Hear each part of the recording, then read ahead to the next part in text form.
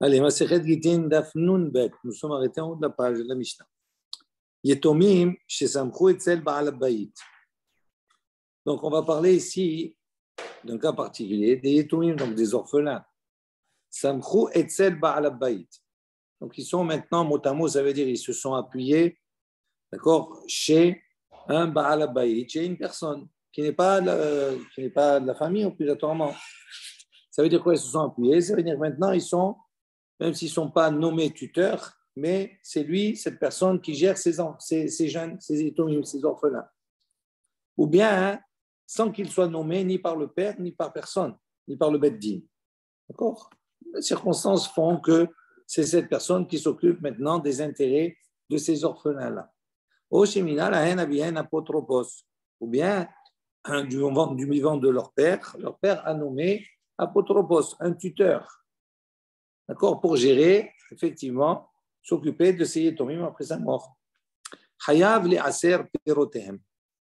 Le tuteur ou la personne qui est en charge de ces yetomim, Hayav, il a l'obligation, le aser perotehem, de prélever la dîme sur leurs fruits. J'ai rien sauté, hein. Après, on va voir ce que ça veut dire. Ça veut dire que normalement, Rashi précise, il dit chez Samchou etzel ba'al habayit la'asot al piv velo nitmena lahem apotropos lo me'avihen velo mibedin afilu acher she'apotropos hi. Malgré qu'il ne soit pas nommé ni par le Beth-Din, cet homme-là, ni par le père, ou bien que ce soit effectivement quelqu'un qui est un tuteur nommé par le père, à ce moment-là, il est capable de prélever le maaser de leurs fruits. C'est les fruits que les enfants, que les étoïm vont avoir. D'accord, c'est l'apotropos qui prélève le maaser, bien que ça ne soit pas sa récolte à lui. Après, on va voir les détails. Apotropos, Shemineu Avi, le tuteur qui a été nommé par le père. Yetomim, Avi Yetomim, pardon, par le père des orphelins. Ishava, il devra jurer. Quand les enfants vont grandir, à ce moment-là, il devra jurer qu'il n'a rien profité de leur bien. Rachid dit que chez Igdelou, lorsque les Yetomim vont grandir, Ishava, il va leur jurer qu'il ne possède rien qui leur appartienne à eux, qui n'a rien pris.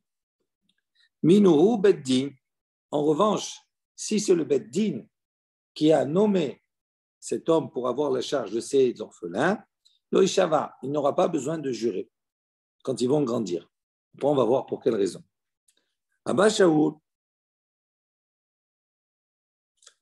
dit, Omer, pardon, Chilouf advarim. Selon Abba Shaoul, il faut changer ses propos, c'est-à-dire inverser.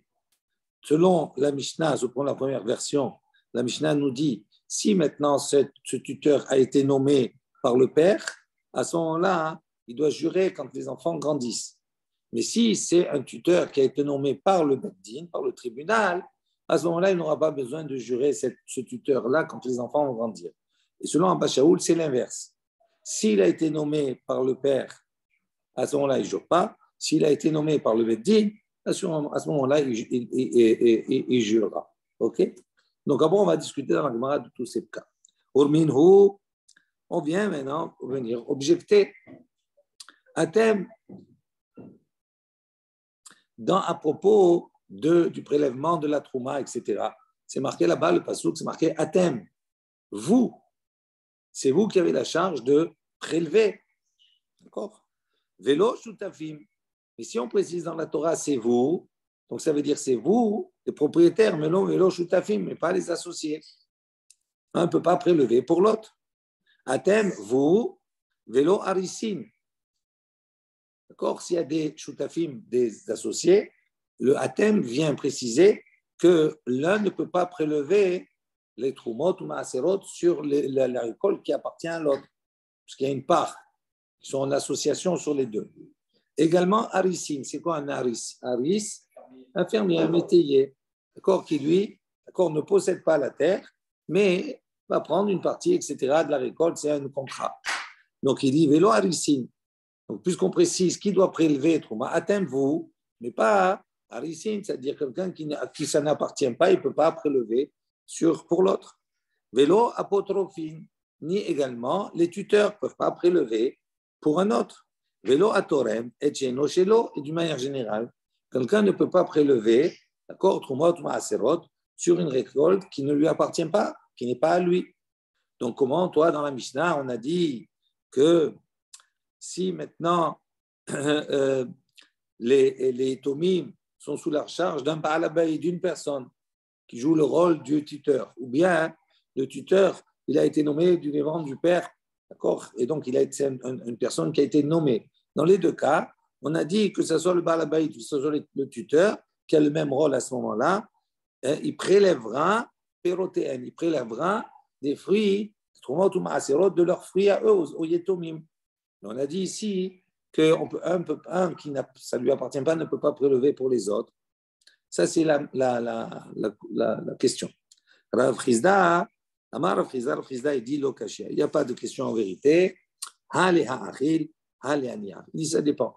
Si maintenant le tuteur prélève les ha'achil, c'est-à-dire c'est nécessaire pour donner à manger, pour nourrir les tomim, à ce moment-là, il peut prélever, il a le droit. Mais quand on a dit qu'il ne peut pas prélever pour les autres, kanyania. S'il prélève maintenant, ce n'est pas pour un besoin immédiat de nourriture, etc. D'accord, mais c'est pour le mettre de côté. D'accord, comme s'il va mettre à la banque en manière générale.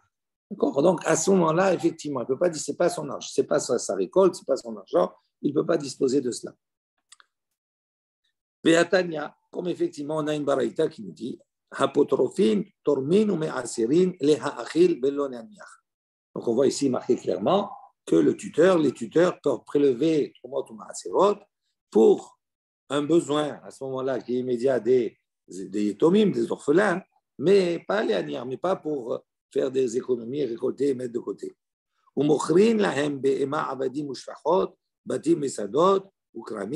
De la même manière, le tuteur a le pouvoir de vendre, d'accord, des animaux, des serviteurs, des servantes, des maisons, des champs, des vignobles, les ha'achil, tout cela, si c'est un besoin immédiat pour nourrir les orphelins parce qu'ils ont besoin d'argent à ce moment-là.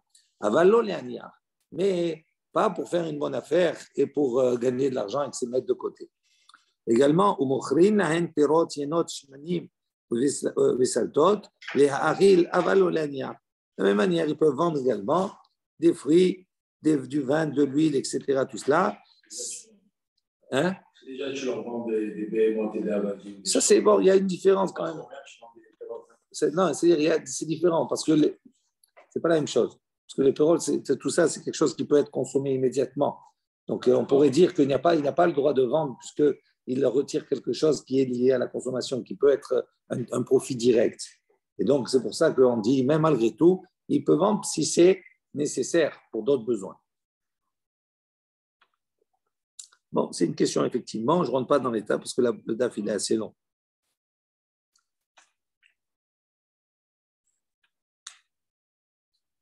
Véosin la haine également. Il peut leur faire ce qui est nécessaire pour une mitzvah. La haine lula, va'arava, vesuka, vetzitzit. Le rôle d'avoir chez Eshlo, kitzvah. Et toute chose qui nécessite, qui a un prix fixe, etc., tout cela, à ce moment-là, il peut également, ce tuteur a un pouvoir de gérer cela. L'itouye shofar, velokri, la M, c'est pas Torah. L'itouye shofar pour inclure également un shofar, s'il a besoin à ce moment-là.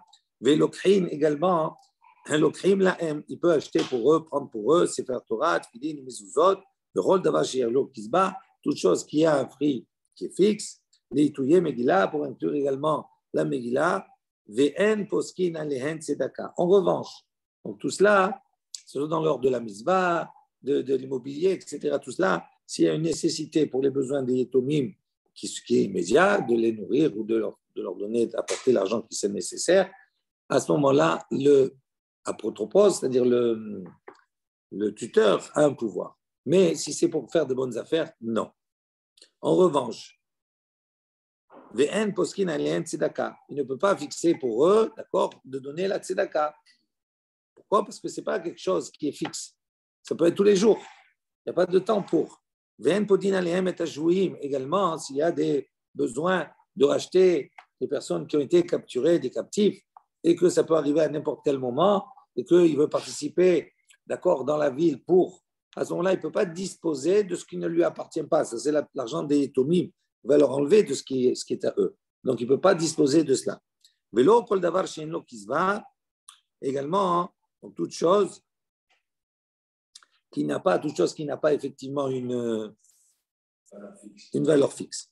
Les itouillés, Tanchomé Avelim, et on rajoute également pour la consolation des Avelim. Dans tous ces cas, on voit que on a défini ici quel est le champ où le tuteur, plus ou moins, peut dispenser des biens des Etomim quand ils ne sont pas majeurs, et ceux dans lesquels il ne peut pas dispenser. Mais un apotrophine, Rach également, on rajoute, Rachaïn la donne la chov, les akot, la chov et les akot, benirse yetomim. Également, le tuteur ne peut pas, d'accord, n'est pas autorisé à aller régler des problèmes de justice, que ce soit, d'accord, pour faire gagner ou pour faire perdre les orphelins. Ça, il n'est pas dans ses prérogatives. Alors, je me pose une question. Les akot amailo, si c'est pour faire gagner de l'argent, pour faire gagner quelque chose, il y a une affaire, les orphelins, pourquoi pas? C'est bien, au contraire, c'est pour le bien des orphelins. Pourquoi on lui dit non? Et là, il dit la chov almenat les akot miniske yetomim. Il dit non, quand on a dit pour les faire gagner ou pour les faire perdre, ça, on parle dans un cas où, d'accord, pour pouvoir gagner, il faut qu'ils perdent. Donc, ça veut dire qu'il y a comme ça un effet de balançoire. C'est-à-dire pour pouvoir gagner à un moment donné, il va devoir dépenser de l'argent, perdre quelque chose. Il dit dans ce cas-là, le tuteur n'a pas ce pouvoir. C'est ça ce qu'on veut dire. Également, également, le tuteur n'est pas autorisé à vendre des terres éloignées pour acheter des terres plus proches. Bera'a, Beligol, Biafé, également, vendre quelque chose qui est mauvais pour pouvoir acheter quelque chose qui est bien. Donc, dans ces cas-là, non plus. Parce qu'il y a une paire d'abord, il dépense quelque chose pour pouvoir dire non, ce n'est pas direct. Maïtama, il dit pour quelle raison tout cela? Il dit Dilma, Michet Defin. Il dit pourquoi il ne veut pas acheter quelque chose, d'accord, qui est loin, et acheter quelque chose qui est proche, quelque chose qui est un mauvais terrain pour acheter un bon terrain. Il dit parce qu'il n'a pas une certitude. Peut-être que même ce qui pense être bon à ce moment-là, eh bien, peut se détériorer, s'abîmer après par la suite, et donc il va tout perdre. Donc c'est pour ça qu'on ne l'autorise pas. Ensuite, on a dit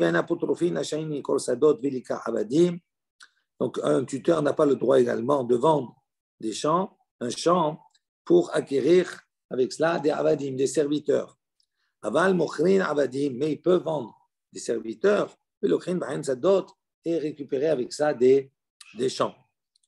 Rabban Shimon ben Gamliel Omer, Rabban Shimon ben Gamliel dit, lui il dit non, même vendre des serviteurs pour acquérir des champs, non, ça ne se fait pas, il ne peut pas. Maïtama, pour quelle raison? Il m'a lo meshafian. Il dit parce que la même chose, on craint que lo meshafian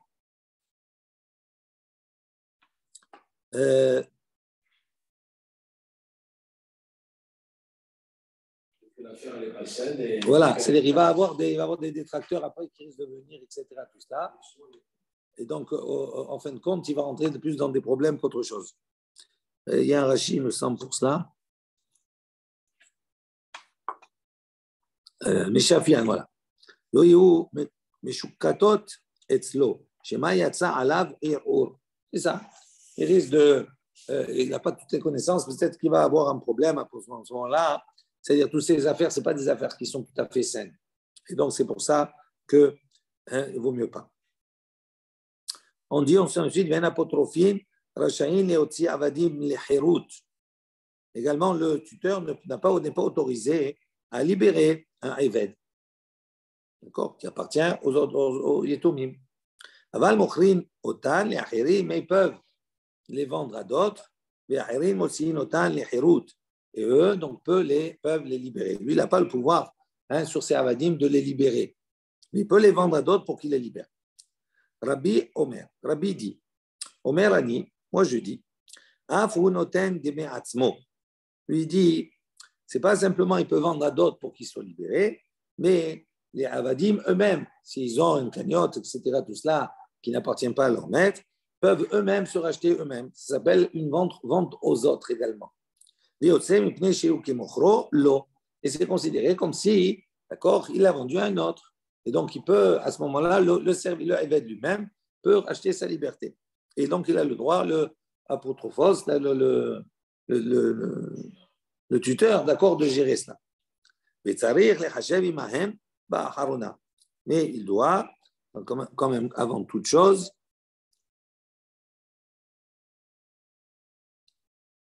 voilà.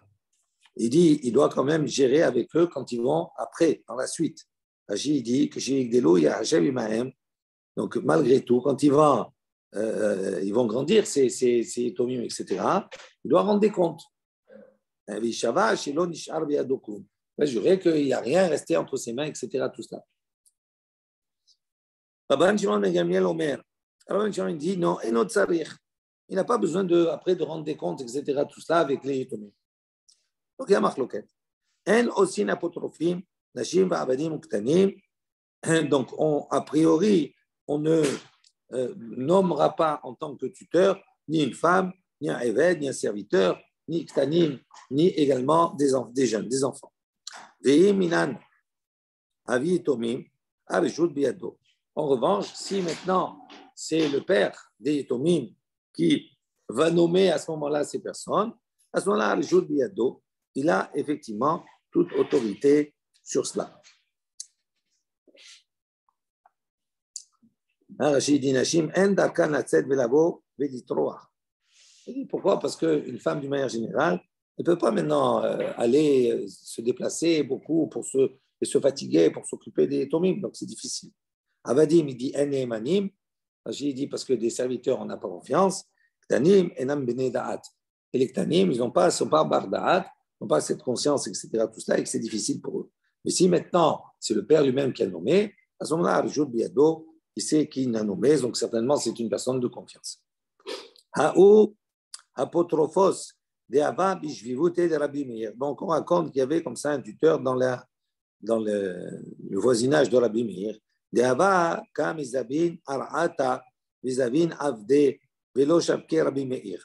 Donc, il a voulu vendre comme cela une terre pour acquérir avec cela des serviteurs.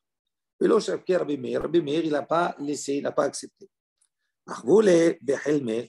Donc, on lui a montré après dans le rêve. Ani leharos beata livnot. On lui a dit dans le rêve comme ça, moi, donc sur les malachim, Akadosh Baruch Hu, dit leharos. Moi, je viens ici pour, j'ai fait un acte pour détruire, et toi maintenant, tu viens pour casser, on va dire tout ça et construire. Ça veut dire quoi? Ça veut dire que lui, il a. Qu'est-ce qu'il a fait? Il a vu qu'il devait vendre les terres pour acheter des avadim, alors qu'il n'a pas le droit. D'accord? Et lui, maintenant, il vient corriger cela. Il dit, laisse-le. Je regarde en parallèle Rashi. S'il y a quelque chose, c'est toujours intéressant. Non. Il y va, Philo Ashgam. Malgré cela, malgré ce rêve-là, il n'a pas tenu compte de Rabbi Meir. Amar, Divrei Halomot, lo ma'alin velo moridin. Parce qu'il a dit les paroles de Divrei Halomot, ce qui est dans les rêves, ni ça monte ni ça descend. Donc ça veut dire qu'il ne faut pas tenir compte, il n'a pas tenu compte de cela. C'est pour ça qu'il n'a pas, donc il a continué sa mission. Anrou Betre, on raconte qu'il y avait deux, Dehigare Be'u Satan. Donc il y avait deux personnes qui, le Satan, il est venu les embêter, il était entre eux, ils se disputaient, etc. Des rôles Beshimche, donc ça se passait tous les Erev Shabbat. Abuka Minsu Bahade Hadade. Et donc ce Satan, comme il s'est mis entre les deux, il a engendré que les uns l'un et l'autre se disputaient tous les veilles Shabbat. Rabbi Meir, ça risque de s'arrêter parce que je n'ai pas de charge.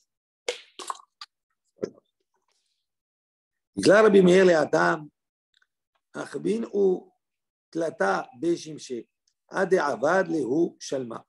Donc Rabbi Meir, il était arrivé dans l'endroit, d'accord, et il a été un élément, on va dire, perturbateur à ce Satan, parce qu'il les a empêchés de se disputer durant 3 Shabbatot, 3 vendredis d'affilée, jusqu'à Avad Léou Shalma, jusqu'à qu'ils sont arrivés à faire le Shalom.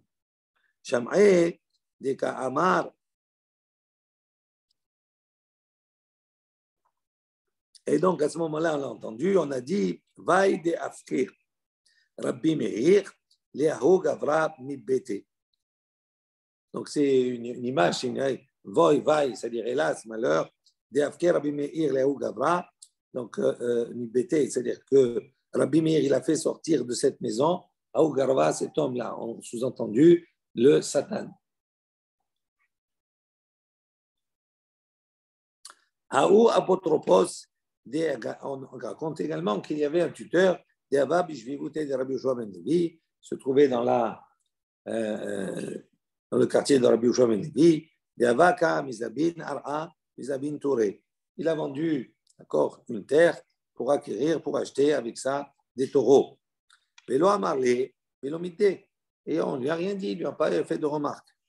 Comment lui il peut vendre? On a dit, il n'a pas le droit de vendre. D'accord? Savar là, Rabbi Yossé. Il a pensé, parce qu'il pensait, comme Rabbi Yossé, Tania, une baraïta qui nous dit, Rabbi Yossé, lui aussi, il a dit, Miyamai, lo kariti l'ishti ishti, ou le shori shori. Et là, l'ishti beti, ou le shori sadi. Donc, il a, comme Rabbi Yossé, qu'est-ce qu'il a dit? De ma vie, je n'ai jamais appelé ma femme, ni mon taureau. Et là, l'ishti beti, mais j'ai appelé ma femme, beti, ma maison. D'accord? Donc, elle était importante. Vel Shori, ça dit, et mon shor, je l'appelais mon champ. Donc, ça veut dire quoi? Ça veut dire que c'était important. Donc, c'était pour le bien. Donc, c'était important de vendre le champ pour avoir mieux, c'est-à-dire pour avoir maintenant, d'accord, un champ qui était nécessaire, les achil, pour nourrir, pour s'occuper des yétomim. Hanou, yatme de avou smiche, gabe haou safta. Donc, on a un grand genre qui avait des yétomim qui maintenant se sont retrouvés à être sous la charge d'une grand-mère. Donc, elle n'a pas été nommée. D'accord? Aval et ou Torta. Donc, ils avaient là-bas, une vache. Chakla, Vezavin, Te, Nihalai, ou Hatou, Krovim, les Kami. Donc, qu'est-ce qu'elle a pris? Elle a vendu. À ce moment-là, Hatou, Krovim, les Kami. De Rav Nachman, les proches de ces Yetomim, les orphelins, sont venus se présenter devant Rav Nachman. Amrou, ils lui ont dit, Maya Avid, des Avna. Il lui a dit, qu'est-ce qu'elle fait celle-là là? Comment elle peut se permettre de disposer des biens des Yetomim? Elle n'a pas le droit de vendre. Ça ne lui appartient pas. Amar Lehu Yetomim, Disamchou Etzel Baal Bayit Nan. Donc il a répondu dans un premier temps, il lui a dit, mais non, elle a tous les droits. Pourquoi? Voilà, on a enseigné, dans la Mishnah, on a dit, si maintenant des Yetomim, d'accord, qui se retrouvent chez un Baal Abayit, c'est lui qui a en charge maintenant de s'occuper ou bien un apotrophos, c'est-à-dire un tuteur qui a été nommé par le père, d'accord, et bien, dans ces deux cas, on a enseigné, on a dit, donc il peut, d'accord, prélever le maaser pour eux, donc il peut s'occuper, donc il a le droit. Donc, qu'est-ce que tu me dis? L'autre maintenant, elle ne peut pas, elle a le droit. Il dit, Veha, Aïkar. Il dit, elle a le droit, mais là, maintenant, le prix de la vache, il a augmenté. Donc, elle a fait perdre. Comment tu me dis, elle a le droit? Birshuta de Lokeach, Iyakar. Il dit, non, mais ok, ça va, mais c'est maintenant. Elle a augmenté quand elle était déjà chez le nouveau propriétaire. Qu'est-ce que ça change? Elle avait le droit, il n'y a pas de problème. Il dit, mais, donc, nouvel argument, il lui dit, mais elle n'a pas pris l'argent, il n'a pas payé. Donc, il n'a pas encore l'argent. Donc, comment tu dis que c'est autorisé? Amar Lehu, à ce moment-là, il leur a dit, Imken, si c'est ainsi, Haïnou de Rab Hanilai Bar Idi. À ce moment-là, on revient à l'enseignement de Rabbi Hanilai Bar Idi, qui a dit quoi? Amar Shmuel, au nom de Shmuel, il a dit, Amar Rabbi Hanilai Bar Idi, Amar Shmuel, Mirse Yetomim, Harehen Kehekdesh. Lui, il dit, les biens des Yetomim, ils sont considérés Kehekdesh. c'est-à-dire comme quelque chose qui est consacré. Velo makne et la bechaspa. Il dit, d'une manière générale, il faut savoir qu'un kinyan, quand on a affaire à un bien qui est mobilier, une vache par exemple, comment on acquiert une vache? Il faut la tirer. Si on la tire, à ce moment-là, ça s'appelle un kinyan. Dans le hekdesh, dans quelque chose qui est consacré, il dit non, ça ne suffit pas, il faut payer. Si tu payes, à ce moment-là, ça s'appelle une acquisition dans quelque chose qui est hekdesh. Donc, comme il dit ici, il a changé d'avis. Au début, il a dit c'est pas grave, c'est normal. Ils ont fait kinyan, il a tiré et que c'est fini. Il dit non. Elle lui dit mais non, il n'a pas payé. Ah, il n'a pas payé. Alors, si c'est comme cela, à ce moment-là, on va se ranger selon l'opinion de Rabbi Hanila Ibar. Il dit qu'il lui considère que comme c'est les biens des Yitumim, c'est Ekdesh, et que pour acquérir, d'accord, quelque chose qui est Ekdesh, il faut payer. Donc, comme il n'a pas payé, à ce moment-là, c'est considéré comme c'est toujours entre les mains, d'accord, des Yetomim. Et donc, si ça a augmenté, elle n'a pas le droit de vendre maintenant comme ça. Si elle veut vendre, il faut qu'elle vende au prix le plus fort, pas au prix le plus bas. Également, on raconte Khamra, Khamre de Ravna Ukva Yatma, Mashkhua Be'arba Be'arba, Yakar Bekam Shita Beshita, à tous les camés de Rav Nachman, Amar Lehu Ainu de Rav Hanila Bar Idi, de Amar Rav Nachman Idi, Amar Shmuel, Nichse Tomim Arehem Keegdesh, Velo Makne, et la Bechaspa. Donc, la même chose. Il y avait donc chez l'orphelin qui est Ravna Ukva, Khamra, Khamre, du vin, qui avait, donc ils ont été tirés, donc ils ont été pris, Be'arba, ils ont convenu à 4 pièces le litre. Maintenant, maintenant entre-temps, d'accord, il a augmenté, maintenant il coûte 6 pièces d'argent. Avant qu'ils ont payé, bien entendu. Ils ont fait qu'un acte. C'est quoi l'acte? Ils ont pris le vin. Donc, c'est-à-dire, ils l'ont tiré. Donc, ils ont fait un kinyan normal. À tous les camés de Rav Nachman, ils sont venus devant Rav Nachman.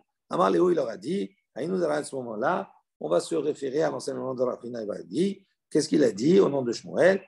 Il dit, les biens sont considérés comme Ekdesh, et donc, Velo Maknela et la Bechaspa. Donc, ça ne suffit pas qu'ils sait, même s'ils ont bougé les bouteilles, ils les ont déplacées, ça ne s'appelle pas un kinyan, parce que ça appartient au Yetomim. Comme c'est Ekdesh, il faut qu'ils payent. Comme ils n'ont pas encore payé, donc c'est pour ça qu'à ce moment-là, on peut encore renégocier, on va dire, la chose. Et au lieu de payer à 4, on paye à 6. On continue. Mashur pere mi yatme yakur hainu de Rav Haninar bar idi. Zol lo ye koach idiot hamur mehekdesh. Donc il dit comme ça. Si maintenant Mashur pere, on a tiré, on a pris, on a déplacé des fruits, miyatme, des orphelins. Yakur, si maintenant le prix de ça a augmenté, à ce moment-là, on va aller selon l'enseignement de Rav Haninar bar idi. Ça veut dire quoi? Ça veut dire qu'on considère que c'est Ekdesh, et donc il peut à ce moment-là, il peut les vendre au prix le plus fort. Okay? Donc toujours on met à l'avantage des Yetomim. Zol. Maintenant, en revanche, si ça a baissé, le prix a baissé.